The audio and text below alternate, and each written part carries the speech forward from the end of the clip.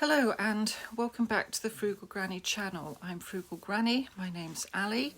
I'm a 64 and 3/4 year old semi-retiree, and I left my office job at the end of June, the last 3 weeks of which were annual leave, and I've been documenting my retirement journey ever since the beginning of April, when I decided to hand in my resignation to retire. The whole point of the videos that I've been making was to follow that journey and to document some of the challenges that I've faced and how I've managed to overcome them.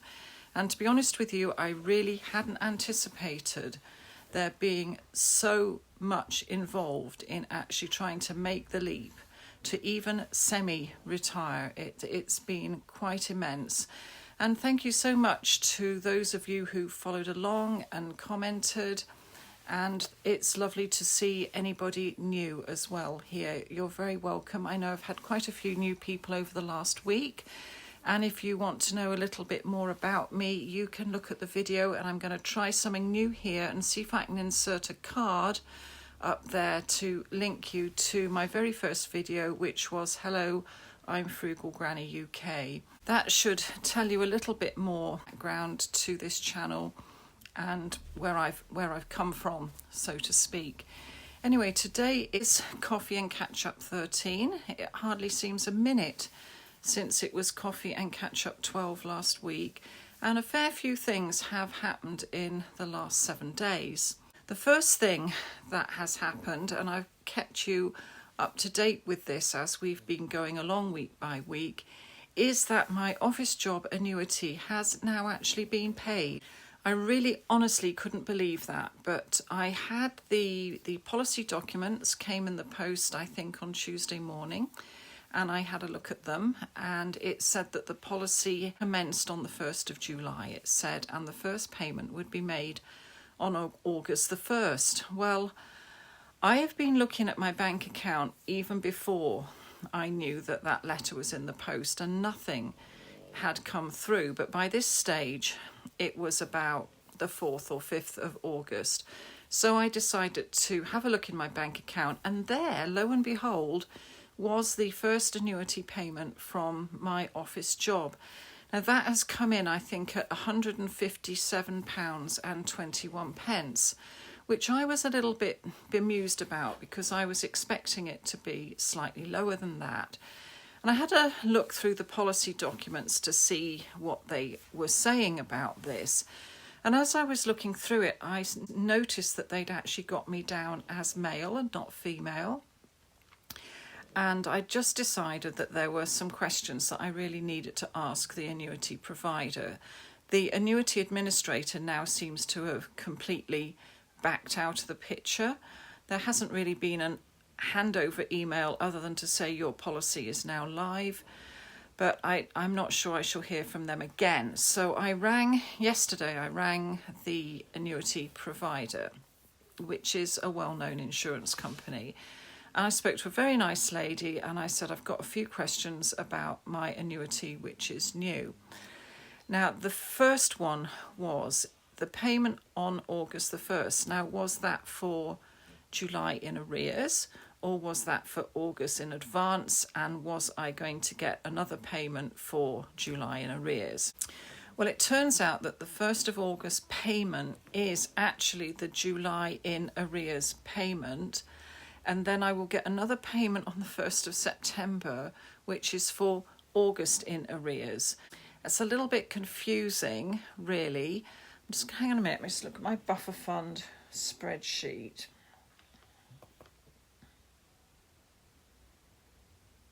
Yeah, that's correct. So I've received one payment already, which is July in arrears, and then at the beginning of September, the very 1st of September, I will get the August in arrears payment. Then I said to her, well, could you please let me know this £157.21, that sounds a bit too much for me. Is that gross or is that net? And she came back and said the first payment is gross, and they flagged to HMRC that I'm getting a new income payment, and then HMRC will come back to them and let them know how much tax should be deducted. And I was really glad that I asked that, because the second annuity from one of my previous jobs, I've got 3, so the second one of those, the first payment for that also came through as a gross payment, and I didn't realise, and they didn't say anything about it.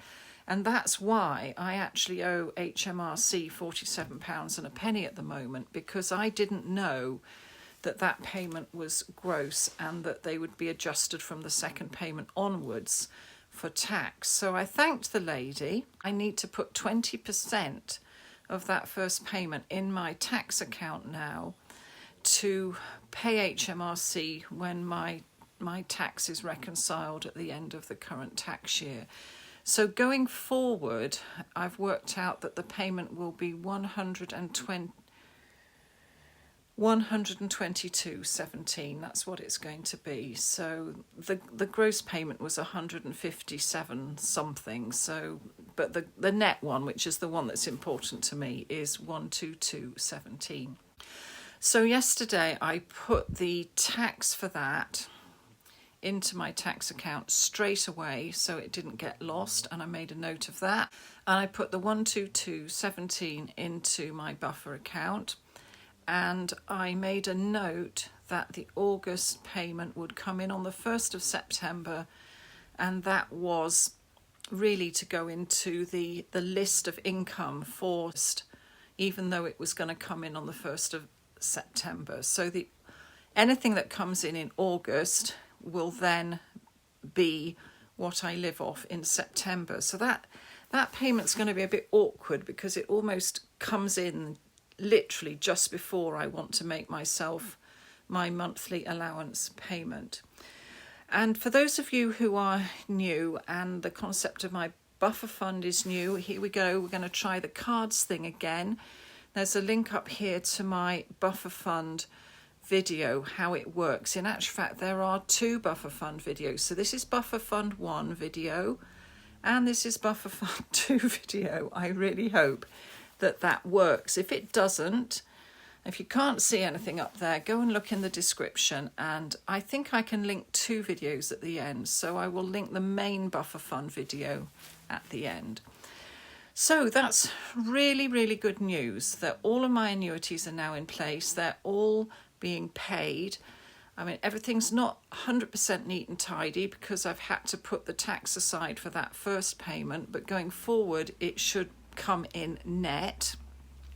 It's coming in on a bit of a weird day of the month, so what I might do with the first of the month payment is, even though it's for August, I might lump it in with the September income, but I haven't decided really yet, because I don't want to confuse myself too much, but I've got it off on the right foot on my buffer fund spreadsheet. So I do know that the payment that's come in already is for July, and the payment that will come in September is for August. But because I've already paid myself my £1,400 a month allowance for August, that annuity payment is actually in reality going towards the buffer within a buffer that I was talking about in my Is the Buffer Fund Ready video. But anyway, it's all good news that it's in place. That's an absolute relief. Now, the other thing that I noticed, and I think I've just said that already, is that they'd got me down as male and not female. And when I mentioned this, I said, please, could you update my details? There was a big sort of pause, and I thought, oh my goodness, I know what's coming. She's got to go and check that the figures that they have quoted for me are actually valid, because it's a statistical fact that women live longer than men, and therefore if they are paying me on the basis of understanding that I'm a man and not a woman, then they may want to reduce my payments because they could be paying me for longer, and that's going to put them out of pocket. So when she said, oh, I just need to go and talk to my supervisor, I thought, oh gosh, here we go.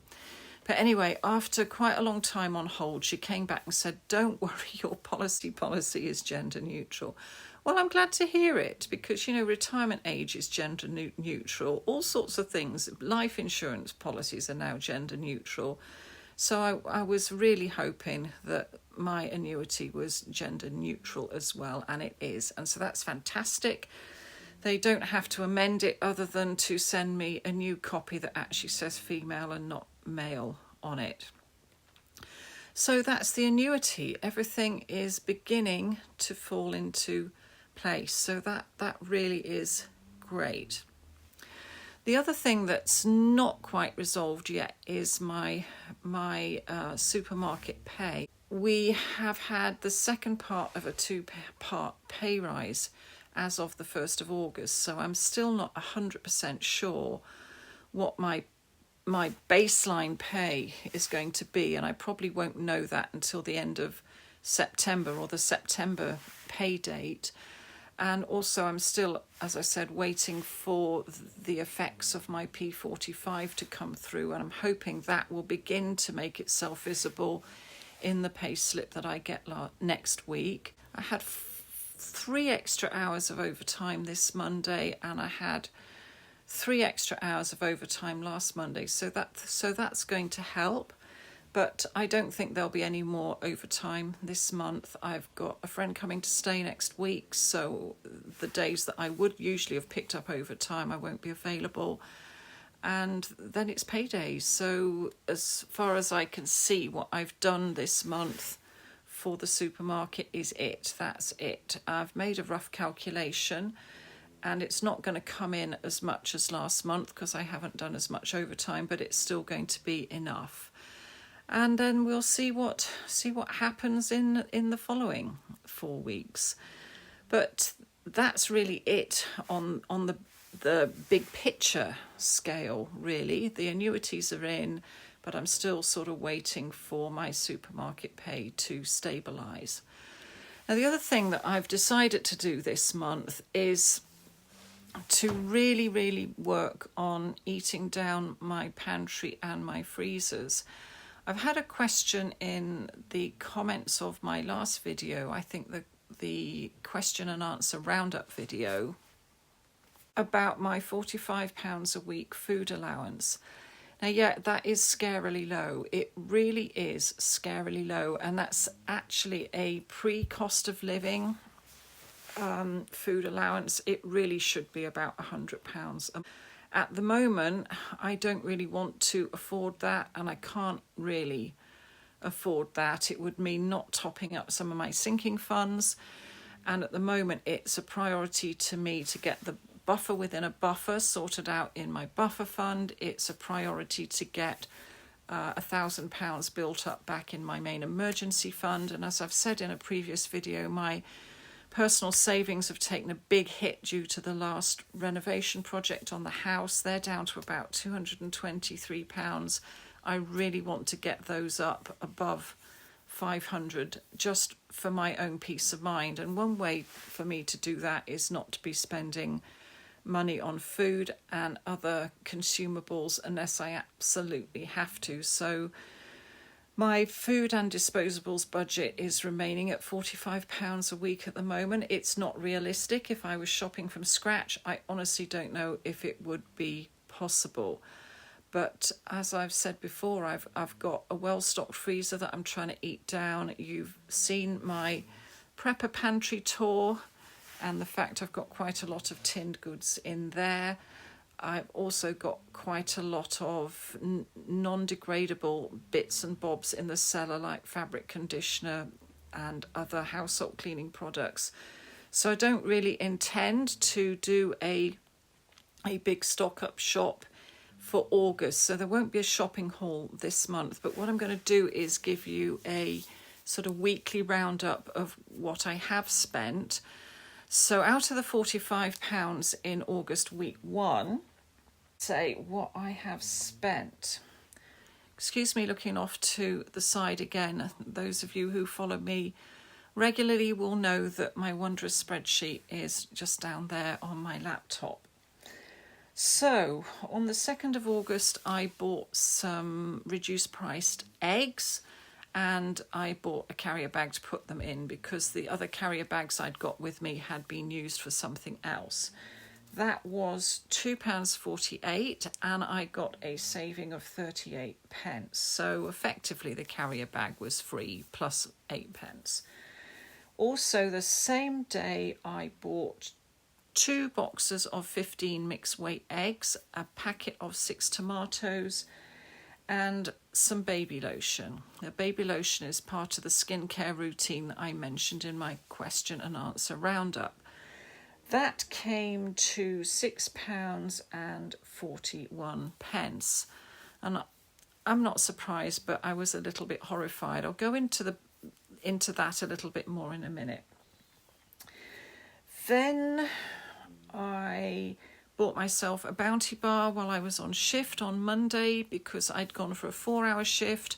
I was planning to go home and eat my big meal once I'd got home, but I was asked would I stay for an extra 4 hours because somebody had called in sick. I said yes, so I had to eat something and I got myself a Bounty bar, and that was 94 pence, and I had a saving of, including a saving of 16 pence. And then yesterday I bought a 6-pack of fizzy individual water bottles, and that was £1.19 with a saving of 21 pence. And then today I actually went into Aldi. I was looking for baby lotion, funnily enough, because the stuff I got at the supermarket is not really what I wanted. I didn't find any there, but I got a lettuce and a cucumber for £1.10 altogether. They were on 30% discount. So the money I've spent this week on consumables is £12.21. So that means I've got, 45 minus 12 is 33. So I've got £33 to carry over to next week. So the baby lotion, the skincare routine. I use the Cheap and Cheerful supermarket own brand baby lotion, which is pink and it's in a pink bottle. And I do not know what has happened in the interim since I bought my 2 or 3 bottles of pink baby lotion that are now running out. I'm just down to the last bit of the last one. But pink baby lotion, supermarket variety, or even UK major brand variety is nowhere to be found. I've looked in 3 supermarkets, 3 major supermarkets, and there's nothing there at all. 2 of them have got nothing, and the one that I work in had 2 bottles of UK main brand baby lotion, one smaller one bigger one, and they weren't pink, and they'd got with added coconut, which I'm not really keen on. I don't want my face smelling of coconuts. But because I've not been able to find baby lotion anywhere, I did actually buy that bigger bottle of main brand baby lotion with coconut. It was on loyalty card offer, and with my colleague discount it came in way under the price of the small one that wasn't on offer. So I bought the big one. It's also got a pump top so I can get the baby lotion out onto my cotton wool pads. But I'm not happy really with it. I just want the basic pink baby lotion. So I've not opened that one at the moment. They've got one more supermarket I can go and look in, and if there's nothing there, then I'm just going to have to be happy with the fact that I've spent over £2 on something that I'm used to paying 85 pence for. But I think really this is a very common story at the moment. It seems to me that a lot of products that are on the shelves are disappearing. They're being replaced by other products. These new products are a lot more expensive in terms of price per unit. And that's eroding the amount of money that we have to spend on a weekly basis. So with the £45 a week that I've got, I'm well aware that I cannot actually live from scratch on that. And at the moment, I'm using it just to top up things that I need until I've eaten my pantry and my freezers down to a level where I really need to go and start shopping properly, to be honest with you. So that's my sort of big light bulb moment for this week, and I'm not quite sure how I'm going to face that challenge when I get to it. Well, I'm not going to have to face it till hopefully at least October. I'm hoping maybe I could last till Christmas, and setting a realistic weekly budget for food and consumables might be a New Year's resolution. We'll just have to see how it goes, really. But I do want to eat things down, and as I said, try and build up my sinking funds, my buffer fund, and my savings. Right, well, what else has happened this week? Well, nothing desperately major, because I've had spontaneous visits from 2 of my adult children, and that's been a delight to see them. And you'll be very pleased to hear that one of those visits was from one of my sons, and we were talking, and I said I'd got a log delivery on Thursday, and he said, well, if you can get them to pull that forward to Tuesday, he said, I'm here and I can help you.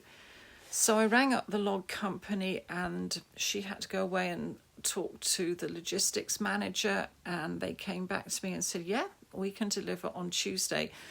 So Tuesday was spent barrowing and stacking logs, and I don't really want to go into all that now because I'm making a log stacking and wood stove lighting video for you. To fill in the last few minutes, there's a couple of questions came up in the comments on the last video. One lady was asking what household appliances I use, because she had realised that buying cheap doesn't necessarily equate to being frugal. Sometimes it's more cost effective to buy a more expensive, better quality item that's going to last than to buy a cheap thing that's going to break sooner and need replacing. So to answer that question, what electrical appliances do I use? I've somehow or other always seemed to have ended up with Bosch when it comes to washing machines, tumble dryers, cookers.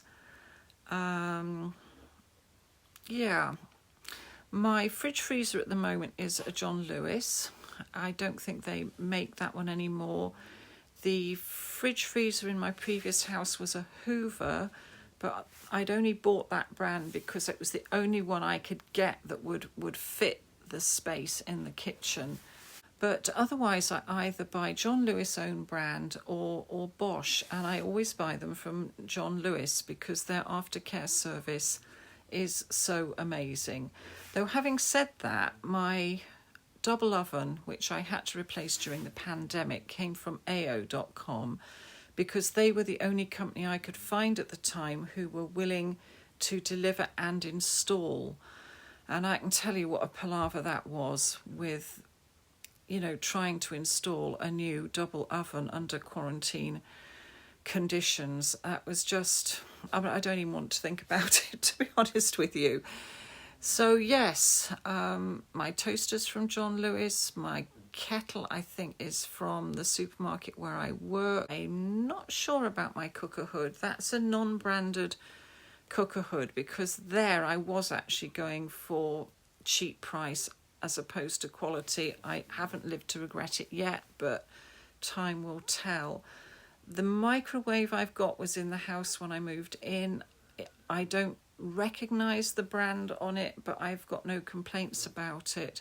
My washing machines have always been Bosch. My deep freezers, I think one's an Indesit. The other two I honestly don't know, because I was looking for a particular size rather than quality, because my chest freezers are in my cellar, and most Victorian cellars, you go down the steps and there's a door into the coal cellar straight in front of you, and then the main cellar is off to one side, and the ceilings are quite low. And I was very much constrained in terms of size of deep freeze that I could put down there by the tight corner into the main cellar. So I've got my deep freezers down there are quite small. They're about They're about the size of a washing machine, though I have got one that's about the size of 1.5 washing machines, but I don't know what brand they are. But as I said, I tend to go with John Lewis' own brand and with Bosch. I know you spend more perhaps that way, but I think with appliances you do get what you pay for, and I've never really had any trouble with my Bosch washing machines, and I've bought those from John Lewis every single time. And the one I've got at the moment, I did actually buy a 5-year warranty with that. I know some people say that extended warranties are a waste of money, but I just wanted some peace of mind for the first 5 years of my retirement, and to know that if the washing machine did break, it would be covered. So I hope that answers that question. I think we all have our favourite appliances, and those are mine. I'm not sponsored by any of the companies that I've mentioned. Those are just the things that I use. The second question, my denim dresses seem to have provoked quite a lot of interest. I will say again that they are from a company called 11 Loves. I'm not sponsored by them. And the dress is called the Daphne dress. Now, please beware, if you go on that website and order one, they really are like a tent. They are long, they graze the ankle, they are wide. And I buy those because they basically cover up my body, which I am, at my age, horrendously ashamed of. I literally am twice the woman that I was when I got married. I'm doing my best. My daughter came at the weekend and she actually said unprompted, "Mum, you do look like you've lost a bit of weight," which was music to my ears. But we go back to the main subject here. Those dresses are voluminous. So if you do buy one, please be aware that they're cut generously, and especially if you are of a shorter stature, you may find that, they're grazing the carpet. They may not be for you, but they suit me very nicely. The denim's lovely and soft, it's hard wearing, and they are fantastic cover-ups. If you want to see the denim dresses in a bit more of their full glory, you can watch my log stacking video. There's some time-lapse footage there of me, and I'm wearing that dress, so you will be able to see that it makes me look like a galleon in full sail. The dress I've got on at the moment is from Fat Face. No, I'm not sponsored by them. It's the Seal dress, Ceil. It was last year's. I honestly don't know if it's still available. I very much doubt it, but you might find it on a resale website or private advertising. But it's very comfortable. It's a sort of seersucker waffle, so it doesn't need ironing. Anyway, I mentioned that because there was a lady talking about the fact I'd bought myself 2 of these denim dresses for my retirement uniform, that she was inspired to declutter her wardrobe. So I think at some point I will do a wardrobe tour, I think they call it, and you can see what's in my wardrobe. There's still quite a lot of my work stuff in there. And I'm honestly not sure when the winter comes that I will be wearing those again, but it might be interesting just to go through those. I mean, I think, although I say my retirement was unplanned and a surprise, I think my subconscious was very much planning it without my conscious knowledge, because over the last 12 months I've very much shifted my dress sense to a more casual sort of wardrobe, smart casual that could be worn either at the office or at home. And I think I knew that I was going to retire, even though I didn't admit it until the last minute. So, I mean, I used to wear these dresses to work, and now I'm wearing them at home. So that might be an idea if you're thinking of winding down to retirement, if you're going to start buying new clothes to get you through your last couple of years at work, is maybe think about what sort of style is going to suit your retirement life, and adapt your working wardrobe accordingly, because that's what I've done. So I'm not left with a whole pile of things that I can no longer wear. Technically speaking, as long as I don't put on any more weight, I could still wear all of last winter's office clothes going forward, and I think I'd like to do that. I mean, it's like not saving the best china anymore. What's the point? You might as well enjoy these things while we've got the time and the health to do so. And I have literally got out the best china now, and I'm using it every day. I've put the plates with the lovely woodland animals, I've put those into my plate rack, and we're using them every day. So yeah, life's short. Enjoy what you've got while you've got it. That's what I say, really.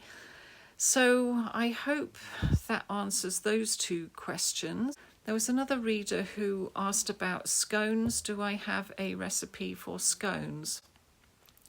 Yes, I do. I've got a recipe for scones, and I will try and take a picture of it and put it in up there, and you can freeze frame the video and copy it down if you like. It's from the B-row flour recipe book. That it's not the one that my mother had, but it's an updated version of that.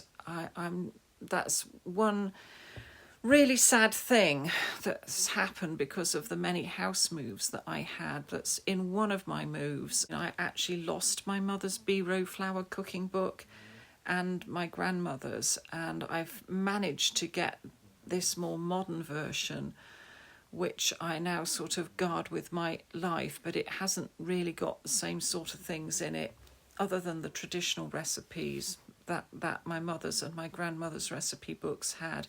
But anyway, we'll try and picture in a picture a scone recipe up there for you. I haven't made scones in living memory. I did used to make them quite a lot, because when I was married I used to do a lot of hospitality, and scones with cream and jam were a great one to do. Now if I have scones, I tend to get them off the yellow label shelf at the supermarket, because honestly I can buy them cheaper than I can make them, and it saves me having to put the oven on. And to be honest with you, I think theirs are lighter and fluffier than mine probably could be at this stage. But anyway, as I said, I will leave the scone recipe there. Right, I think that's probably enough from me this week. It's not rivetingly exciting. The main thing, as I said, is that Annuity 3 is now in place and being paid. The only thing to really note about that may affect you if you're coming up to retirement is that your first annuity payment may be gross and not net. Make sure you clarify that with your provider, and if it is gross, put the money aside for the tax man at the end of the tax year so you're not caught off guard. That's my only take-home message today. And I will see you on Saturday for some extreme log barrowing and stacking. Until then, I hope you enjoy the rest of your week. This is why she is a kitty cat, because she spends an awful lot of her time sitting on chairs. She doesn't get up there on her own. She asks me to put her up there. Kit, Kit, Kit. Hey, Kit Kat. Hello, kitty cat. Kitty cat.